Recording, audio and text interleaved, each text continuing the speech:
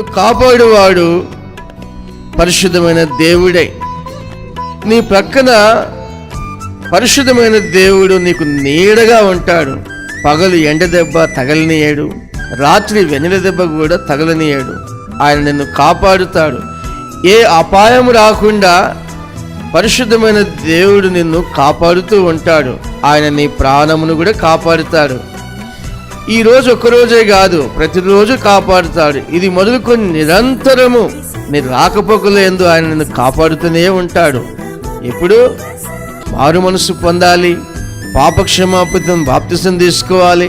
అంతేకాదు ప్రతిరోజు కూడా దేవుని వాక్యానికి లోబడాలి. అనగా సంపూర్ణమైన విధేయత కలిగి భయభక్తులు కలిగి జీవించాలి. భయము భక్తి మనిషి జీవితంలో చాలా అవసరం.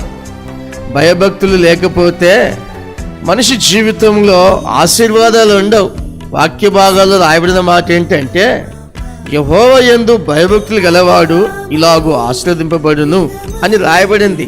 ఎలా ఆశీర్వదింపబడతాడు? నిశ్చయముగా నీవు నీ చేతుల కష్టాదితము అనుభవించేదవు. నీవు ధన్యుడవు, నీకు మేలు కలుగును. నీ లోగిట నీ భార్య ఫలించు ద్రాక్షవల్లి వలె నుండును. నీ భోజనం బల చుట్టూ నీ పిల్లలు ఒలీవ మొక్క వలె నుండురు.